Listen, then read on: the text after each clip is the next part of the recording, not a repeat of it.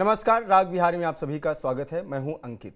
आज राग बिहारी में हम बात करेंगे बिहार की राजनीति में यादव मुस्लिम का जो समीकरण आरजेडी का था, उसमें कुछ भेद दिख रहा है कि कुछ यादव नेता आरजेडी के खिलाफ लामबंदी करते दिख रहे हैं, वो बीजेपी के साथ खड़े हुए हैं। उनकी संख्या कितनी है, उन पर हम बात करेंगे और कितना प्रभाव पड़ेगा इसका आरजेडी की राजनीति पर, तेजस्वी यादव के भविष्य पर, इस पर भी हम बात करेंगे। इसके साथ ही हम बात करेंगे प्रहलाद यादव के साथ विजय सिन्हा, उन्हीं यादव नेताओं में से एक प्रहलाद यादव भी हैं, उनके साथ विजय सिन्हा खड़े हैं और जदयू का क्या मतभेद हुआ है, क्या विवाद है, इस पर भी बात करेंगे। तीसरा जो विषय है वो ये है कि नीतीश कुमार ने एक मंच से सीट शेयरिंग से पहले ही कैंडिडेट का ऐलान कर दिया। कैंडिडेट का ऐलान करना और उसके पीछे क्या संदेश है, नीतीश कुमार चाहते क्या हैं, इस पर भी हम बात करेंगे। बात करने के लिए हमारे साथ हैं मेहमान डॉक्टर संजय राजनीतिक विश्लेषक हैं। सर, स्वागत है आज के प्रोग्राम में। सर, पहला सवाल यही है कि आरजेडी के तीन बड़े नेता जो फिलहाल तो चर्चे में हैं, एक पुराने नेता हैं जो कि कभी लालू यादव के हनुमान कहे जाते थे, रामकृपाल यादव, वो अब कुछ इस तरीके का बयान दे रहे हैं कि तेजस्वी यादव कांग्रेस के पिछलग्गू हो गए, या कई तरह के बयान दे रहे हैं। रामकृपाल यादव चुनाव नहीं जीते हैं, पिछली बार हार भी गए, लेकिन वो एकदम से मुखर रहते हैं आरजेडी के खिलाफ। इसके साथ ही दो और नाम आए हैं, राजबल्लभ यादव का और प्रहलाद यादव का। इन नामों का कितना असर पड़ सकता है और आपकी निगाह में और भी कौन से ऐसे नाम हैं जो कहीं न कहीं एक संकेत दे रहे हैं कि आरजेडी अपना ही वोट बैंक साध ले? ये भी बड़ी बात होगी कि जितने भी यादव नेता हैं वो सही से वोट कर सकें। देखिए, बिहार की ये सच्चाई है कि जातीय गोलबंदी और जातीय सांचे पर गर्म की जाती है जो वोट की जो ताकत है, और उसके अनुसार लोग गोलबंदी करते हैं और परिणाम उसी के हिस्से में लेने की कोशिश करते हैं।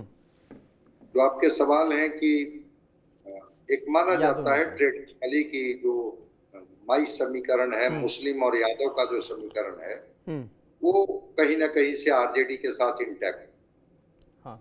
रामकृपाल यादव कभी लालू प्रसाद के हनुमान हुआ करते थे, उनके कैबिनेट के सदस्य थे, उनके मतलब कि पारिवारिक तरीके से भी बिल्कुल किचन तक उनकी पहुंच थी। वो रामकृपाल यादव ने पार्टी से बगावत किया, और वो बगावत की थी बहुत पहले, जब वो पाटलिपुत्रा सीट को लेकर के उन्होंने कहा कि मीसा भारती ही क्यों, रामकृपाल यादव क्यों जी। और बाद में भारतीय जनता पार्टी ने उन्हें उम्मीदवार भी बनाया, वो चुनाव भी जीते, केंद्र में मंत्री भी रहे। तो उस समय से लगातार आरजेडी परिवार पर और लालू परिवार पर हमेशा वो मुखर हो गए कि अगर ये भ्रम है कि लालू परिवार पूरे यादव समाज का हितैषी है, तो ऐसी बात, मैं भी तो यादव था।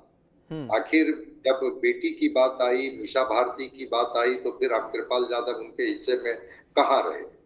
तो रामकृपाल यादव एक माने जाते हैं एक सधे हुए नेता, शालीन नेता, और सब कुछ के बाद भी उनको जातीय सांचे में नहीं आंका जा सकता है।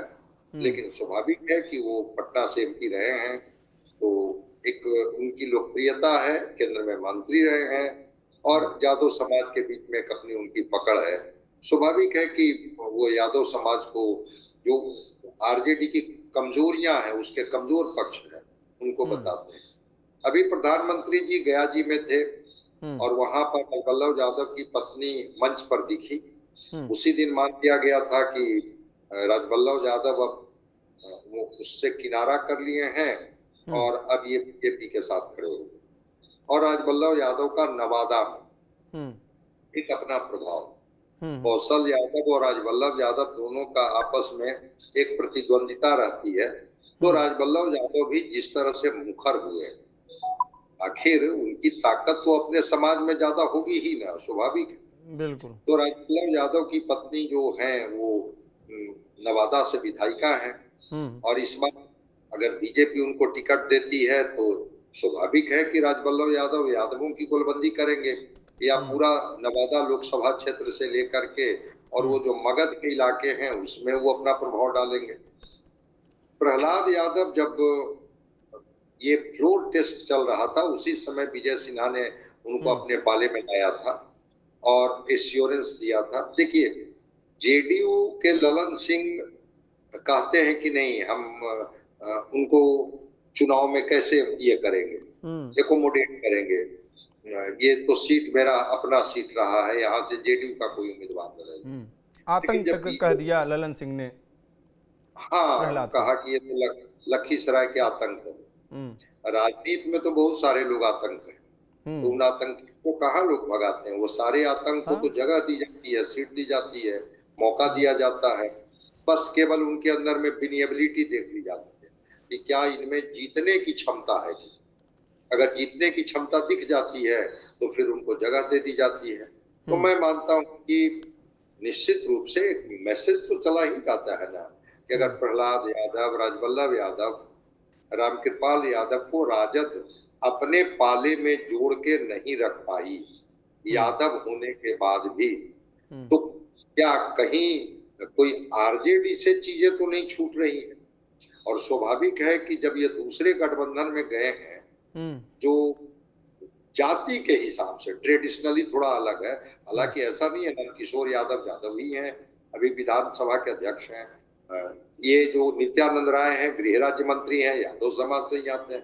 ऐसा थोड़े है कि जो ये हैं उसमें यादव नहीं। लेकिन जो कनेक्टेड रहे हैं, जो पार्टी में पदों पर रहे हैं, चर्चित रहे हैं, वो छोड़ रहे हैं। और पुराने तो छोड़े, रामकृपाल तक तो ठीक है, लेकिन ये दो नए आए जिस तरीके से। और एक चीज जो आरोप लगता है, क्या आपको लगता है कि उसके पीछे ये आरोप ज्यादा प्रमुख है कि बेटा बेटी पे लालू यादव का जो मोह है? पप्पू यादव का भी आरोप इसी तरह कुछ था कि वो भी प्रतिद्वंदी इसी तरीके मानते थे कि लालू के बाद हमको कुछ मिलेगा, स्पेशल अवसर, जो चीजें नहीं मिली। तो ये तमाम नाराजगी के पीछे क्या वजह है, और ये संदेश यादव समाज में कितना पहुंच पाता है? ये बात, ये जो हम और आप बात कर रहे हैं, ये बात तो प्रशांत किशोर जी अपनी हर सभाओं में करते हैं कि लालू प्रसाद जातिवादी भी नहीं। अगर जातिवादी भी होते तो कम से कम जाति का तो भला करते। वो परिवारवादी है, वो परिवार के भला करने में लगे रहते।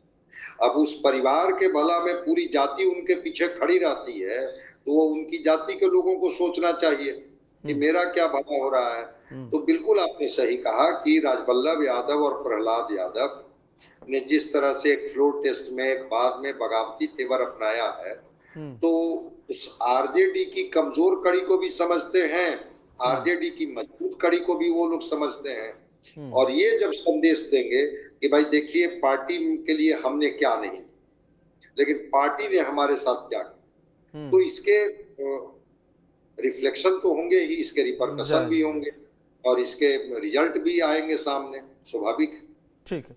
विजय सिन्हा वाली जो कहानी है, जिस पे अभी थोड़ा सा बात भी हुई कि प्रहलाद यादव और विजय सिन्हा, तो इनके बीच में जो जिस तरीके से ललन सिंह वगैरह जिन्होंने जो बयान दिए थे, इन सब का असर कितना उस क्षेत्र में है? क्या प्रहलाद यादव अपनी सीट के लिए, खुद टिकट के लिए दावेदारी कर रहे हैं, या अपने किसी पुत्र को या बेटे बेटी के लिए चाहते हैं वो जगह, वो सीट चाहते हैं, और बीजेपी उसके लिए क्या कर सकती है? देखिए, प्रहलाद यादव को फ्लोर टेस्ट के समय तो विजय सिन्हा ही लाए थे। विजय सिन्हा डिप्टी सीएम है। अब टिकट में बीजेपी में विजय सिन्हा का कितना चलेगा, कितना वो प्रभाव डाल पाएंगे, लड़ पाएंगे, अड़ पाएंगे, ये तो विजय सिन्हा बेहतर बताए। लेकिन हाँ, ललन सिंह के उस छिड़कने के बाद भी कि हम लखीसराय के आतंक को क्यों पार्टी टिकट देगी, उसके बाद भी विजय सिन्हा की तस्वीरें प्रहलाद यादव के साथ रही। प्रहलाद यादव को एश्योरेंस देते रहे कि मैंने आपको पार्टी में फ्लोर टेस्ट में आपको इस गठबंधन में जोड़ा है, ये मेरी जिम्मेदारी बनती है। तो हमको लगता है कि विजय सिन्हा भरपूर कोशिश करेंगे कि प्रहलाद यादव को टिकट मिले, प्रहलाद यादव चुनाव लड़े। अब वो प्रहलाद यादव लड़ते हैं या उनके कोई परिवार के सदस्य लड़ते हैं, वो तो बात की चीज है। लेकिन फ्लोर के समय में जो उन्होंने भारतीय जनता पार्टी के प्रति निष्ठा दिखाई, मुझे नहीं लगता है कि उनको किनारे किया जाए। ठीक है। नीतीश कुमार सीट शेयरिंग से पहले ही एक नाम का ऐलान कर देते हैं, और ये कहा जाने लगता है, मीडिया में चर्चा है कि नीतीश कुमार कुछ अलग संदेश देना चाहते हैं। क्या सीटों को लेके कुछ ऐसा है कि ये सीटें तय ही हो गई हैं, अब सिर्फ ऐलान करना बाकी है? किस तरीके की चर्चा है आप लोगों के बीच में वहाँ पे? या ये बात है कि नीतीश कुमार जैसे अक्सर गलती कर जाते हैं वैसे ही इस बार भी गलती कर गए होंगे। आपकी क्या प्रतिक्रिया इस पे? नहीं, नीतीश कुमार ने कोई गलती नहीं की है। नीतीश कुमार को अपनी ताकत का पता है। अर्बन डिस्कोर्स में उनके स्वास्थ्य को लेकर के जितनी भी चर्चा हो, रूरल डिस्कोर्स में कोई चर्चा नहीं है। और कुछ वो कई कई हजार रुपए की योजनाओं का शिलान्यास उद्घाटन कर रहे हैं और अपने कार्यकर्ताओं को वार्म अप कर रहे हैं कि जो विकास की इबारत हमने लिखी है, विकास की लकीर खींची है, गांव में जाइए और उनको बताइए। तो नीतीश कुमार पूरे कॉन्फिडेंस में, वो बक्सर का राजपुर विधानसभा का सीट है जहां से संतोष कुमार निराला को उन्होंने उम्मीदवार घोषित किया। एक सभा में गए थे और उन्होंने उसी सभा में ऐलान कर दिया कि ये तो आप ही के बीच के उम्मीदवार हैं, क्योंकि 2020 में वो हार गए। तो उसके पहले 2 बार वो जीते थे, मंत्री भी रहे हैं बिहार सरकार में। तो लोगों को एक मैसेज देने के लिए। और दूसरी चीज आपने देखा होगा कि पासवान जाति के बाद बिहार में दूसरी सबसे बड़ी दलित जाति है रविदास। उसकी भी आबादी करीब करीब 5.25%, 5.5% के करीब, मतलब थोड़ा ही पासवान से कम। तो संतोष कुमार निराला उसी जाति से आते हैं। और वो जो इलाका है बक्सर, सासाराम, भभुआ, रोहतास का इलाका जो है, वो इलाके में कहीं ना कहीं से वो जो रविदास समाज है उनका एक अपना प्रभाव है। इसीलिए तो मायावती का कैंडिडेट भी उस इलाके से जीत जाते हैं। जमा जीत गए थे पिछली बार, भले वो चले गए जेडीयू में और उनको मंत्री बना दिया गया। तो एक कार्ड खेला है नीतीश कुमार ने। और भाजपा के लोगों की भी प्रतिक्रिया मैं देख रहा था, वो कोई प्रतिक्रिया नहीं है। कहा कि हाँ वो ठीक है, वो ट्रेडिशनल सीट कहा के बीजेपी कट गई कि हाँ वो तो जेडीयू की सीट रही है। तो जेडीयू की सीट में वैसे 9 सितंबर के बाद इस पर कुछ बात होगी। 9 सितंबर तक वाइस प्रेसिडेंट का इलेक्शन है। 9 सितंबर के बाद सीट शेयरिंग को लेकर के गठबंधन की बैठक होगी, एनडीए गठबंधन की, और उसके बाद कुछ फॉर्मूले पर बात होगी, कुछ होगी।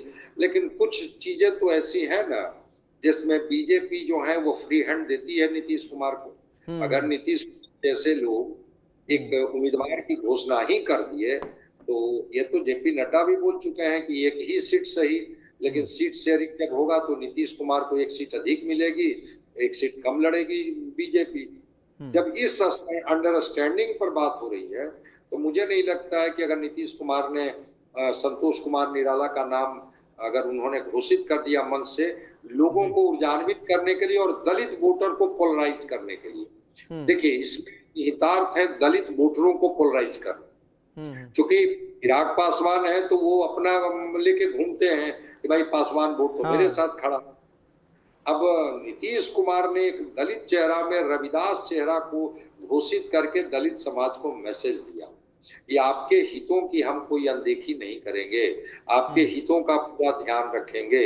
अगर संतोष कुमार निराला जीतते हुए हारते हुए भी वफादारी से जेडीयू के साथ खड़े रहे, चलिए बिना कोई गठबंधन की बैठक के ही मैं इनको उम्मीदवारी घोषित कर देता हूँ।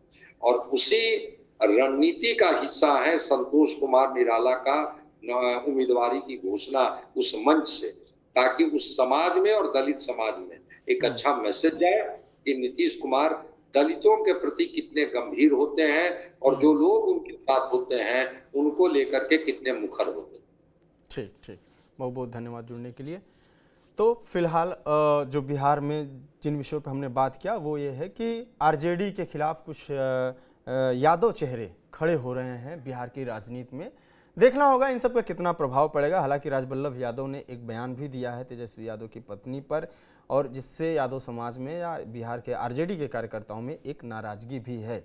ये बात अलग है कि उन्होंने जो बयान दिया है वो पारंपरिक और रूढ़िवादी बयान को कनेक्ट करते हुए दिया है कि उन्होंने शादी की बिहार छोड़कर बाहर, क्या बिहार में यादवों की कमी थी, इस टाइप का बयान था। इन सब का कितना असर पड़ेगा कमेंट बॉक्स में आप बता सकते हैं। इसके साथ ही विजय सिन्हा और प्रहलाद यादव के की जो करीबी हैं, जो करीब हैं, वो दोनों उनको लाए बीजेपी में, और जदयू से जो मतभेद है इस पर आपकी क्या प्रतिक्रिया है वो भी कमेंट बॉक्स में जरूर बताइएगा। सीट शेयरिंग से पहले नीतीश कुमार ने जो ऐलान किया है और नीतीश कुमार की एक्टिविटी अचानक से बढ़ी है, इस बात को आपने भी देखा होगा। इन सब का असर आने वाले चुनाव कितना पड़ेगा, आपकी क्या रहे कमेंट बॉक्स में जरूर बताइए। देखते रहे राग बिहारी, नमस्कार।